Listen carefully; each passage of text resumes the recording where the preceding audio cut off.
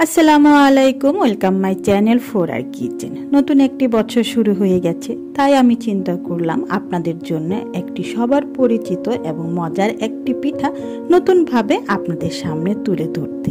Chocolate চিতই পিঠা। এই পিঠাটা দেখতে যেরকম সুন্দর, খেতেও মজা। আমরা তো চিতই পিঠা অনেক কিছু দিয়েই খাই, আর যদি আমরা এই চিতই পিঠা চকলেট দিয়ে তৈরি করি তাহলে দেখা যাবে বাসার সবাই খেতে পারবে।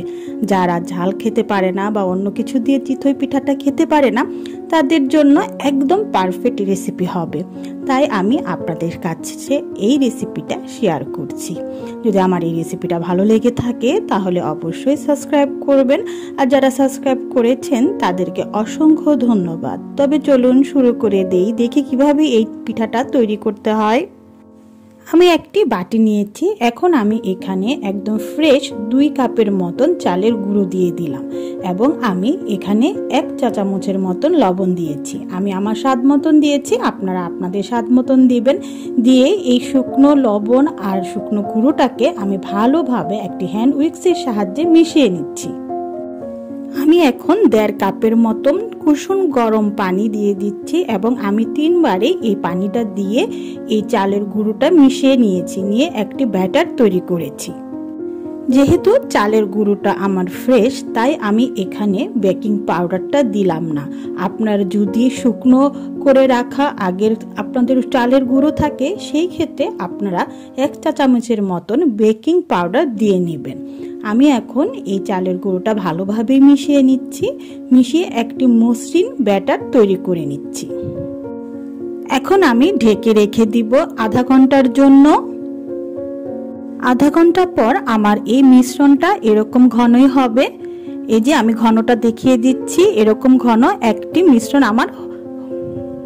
আমি এখানে ডার্ক চকলেট চিপস এবং হোয়াইট চকলেট চিপস নিয়েছি। আমি এখন চুলার উপরে ছোট একটি লোহার কড়াই নিয়েছি। আমি এই কড়াইতেই সবসময় পিঠাগুলি তৈরি করে থাকি। আমার কাছে ছোট কড়াই আছে, আমি কড়াইতে করছি। আপনারা ইচ্ছে করলে ফ্রাই প্যানেও এই পিঠাটা তৈরি করতে পারবেন। এখন আমি কড়াইয়ে একটি টিস্যুর ভিতরে আমরা যে রান্নার রেগুলার তেল আছে সেটা দিয়ে ভালোভাবে কড়াইটাকে তেলের সাহায্যে ভালো করে একটু মিশিয়ে নিচ্ছি। তেলটাকে আমি কড়াইতে লাগিয়ে দিচ্ছি।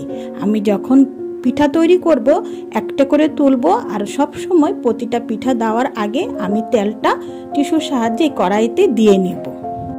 এখন আমি হাফ কাপ করে মিশ্রণটা দিয়ে দিচ্ছি কড়াইতে। মিশ্রণটা দেওয়ার পর আমি এই মিশ্রণটাই হালকা কাঁচা থাকতে এর উপরে আমি চকলেটগুলো দিয়ে দিব। আমি আমার মতনগুলি চকলেটগুলি ছড়াচ্ছি, আপনারা যেভাবে দিতে ভালো লাগবে, আর আপনাদের বাসায় যেসব চকলেট থাকবে সেটা দিয়েও আপনারা এই পিঠাটা তৈরি করতে পারবেন। এখন ঢাকনাটা দিয়ে ঢাকনার উপরে দিয়ে আমি একটু পানি ছড়িয়ে দিচ্ছি।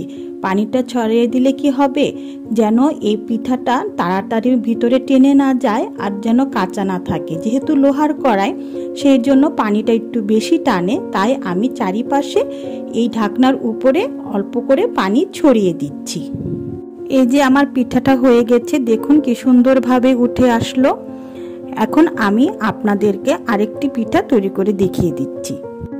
কড়াইতে তেল মাখিয়ে আমি আবার হাফ কাপ সেই গুঁড়োর মিশ্রণটা দিয়ে দিয়েছি, এবং চকলেটও দিয়ে দিলাম, ঢেকেও দিলাম। ঢেকে দিয়ে তারপরে এর উপরে পানিটাও ছড়িয়ে দিলাম। এই যে আমার পিঠাটা হয়ে গেল, সুন্দরভাবে উঠে আসলো। দেখুন, দেখতে তো অনেক সুন্দর লাগছে, খেতেও মজা হবে। আমি আপনাদের সামনে সার্ভ করে নিয়ে আসলাম। দেখতে যেরকম, খেতেও ওরকমই মজা। একদম ঝটপট অল্প সময়েই তৈরি হয়ে যাচ্ছে আমাদের এই চকলেট চিতই পিঠা। যদি আপনারা এই পিঠাটা বাসায় করেন, তখন দেখবেন বাসার সবাই অনেক মজা করে খাবে, এবং সবাই অনেক পছন্দও করবে। এই যে আমি পিঠার ভিতরটাও আপনাদেরকে দেখিয়ে দিচ্ছি। দেখুন, ভিতরটা অনেক সফট হয়েছে এবং উপরে অনেক ছিদ্র আছে। পিঠাটা অনেক মজা এবং অনেক সফট হয়েছে। অবশ্যই আপনারা এই রেসিপিটা বাসায় তৈরি করে খাবেন। আমার এই রেসিপিটা যদি আপনাদের ভালো লেগে থাকে তাহলে অবশ্যই আপনার ফ্যামিলি মেম্বারের সাথে শেয়ার করবেন, আমার জন্য দোয়া করবেন, আমি যেন সুন্দর সুন্দর রেসিপি আপনাদের সামনে নিয়ে আসতে পারি। সবাই সুস্থ থাকবেন, সবাই ভালো থাকবেন। আল্লাহ হাফেজ।